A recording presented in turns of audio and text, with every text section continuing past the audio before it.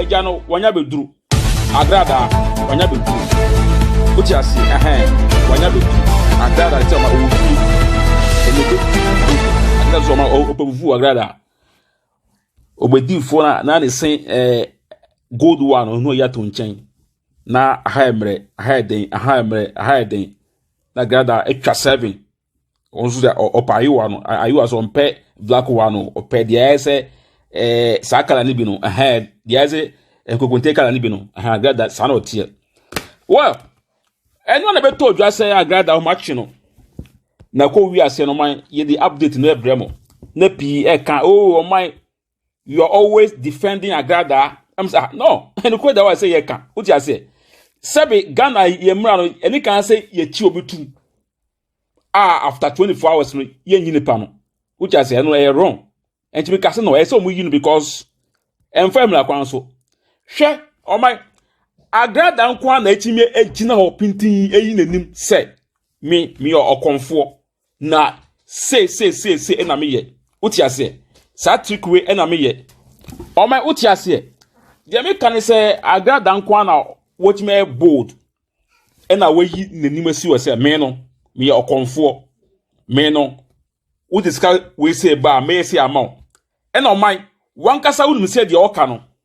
sabi o enya ade a eye real so we timi asabe na obekọ amanade B2 eni so oye we nyina wi a na so anto amawa masa go to police station and report her that's all uti ase oh my we are not defending Agradaa we all know say the oye no eye lottery na oye chacha di on a deal oh my enu nti no ya kan say sika gari na se si ano emma no edi no ni ache no a now no ye hwe ekwan e be fa so oman na di adwubra aba na omo asabi omo ebe confirm say Agradaa agi omo sika no oman na ye fa mo ba information a oman me nya ne say obia play game na you have to be smart enti omo ekọ siadifo a omo di information ekọ ma omo say Agradaa agi omo sika no information say omo and the level of Agradaa direct just for bisu na for bisu ansa ebe pi Agradaa so enu ntunu nipa mo so no mo fa ne so no nipa nso wan fa that's the question sebia before obehu me no this wo fa enkofo be for bisu na sankofo for no nya so ma ye hu omo a ebe de na wo no wo behu me tesi ya no nya sense be no enti no wan hwe asem no ebe say e ho no ho bi sa no ti ase okay here we go oh my info say on the 24th of March 2020 ena Agradaa the TV channel I feno Tender TV na you know expire enti na say okọ na onko renew eno nti no omo gina so say masa eno nti no o TV channel no ya close no down okay here we go on the 26th of February 2020 ena ni Ice TV1 no eno so expire enti na say onso okọ no go renew eno so wanje eno nti no mo gina eno so e go no down but info so say Agradaa say no we renew nyina okay nti say ye hwe aban eni Agradaa ho na sabi o di intro okay ye wie Agradaa de no hwe o man kwaku bofo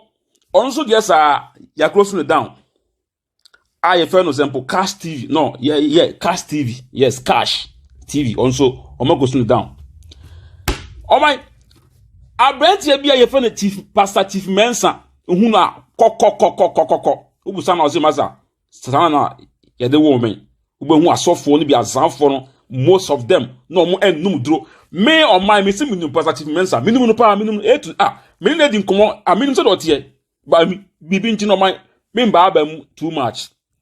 akwa we na me bi na me tu kwan me first time me tu kwan no na ye force me oh my kon won nko ji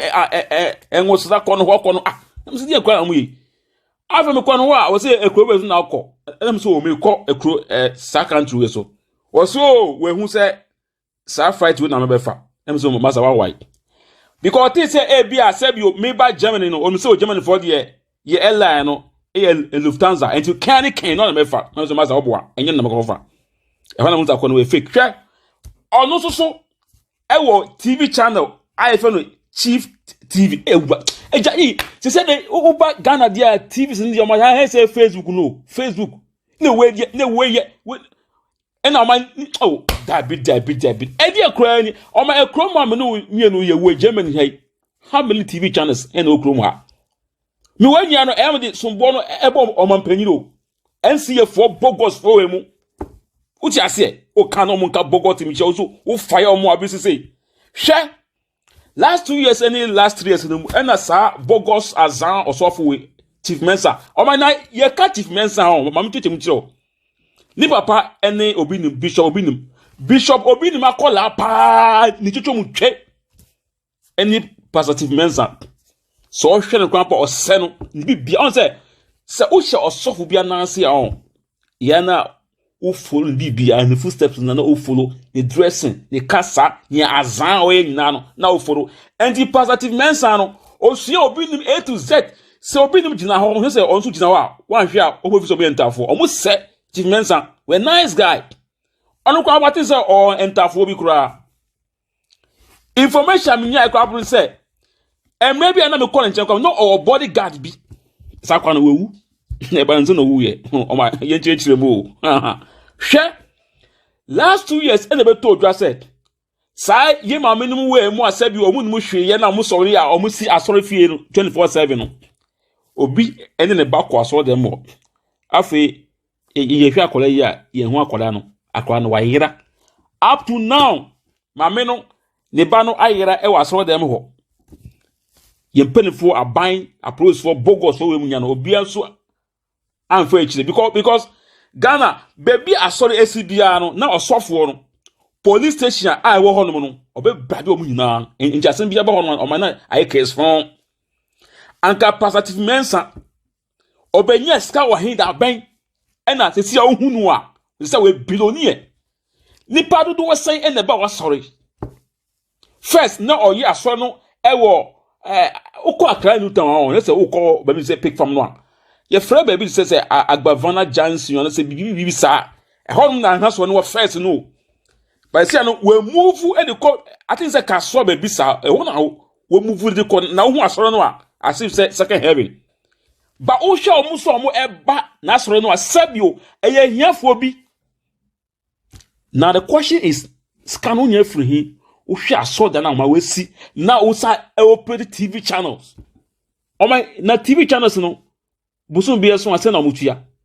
Anase ewu ase na mutua. Even kwabo sa frequency se na mutua. Because sa enkwasiafo asofo we mu nyina no omu ekodwene sa omu ekuo no a tell you masa eso kote TV channel. It say da homo bia na we obi obofo we obi na we obi. Aye time. Na omu nya so no oman. Enye say bia ohu normal advert po so na ka say omu nya advert po so.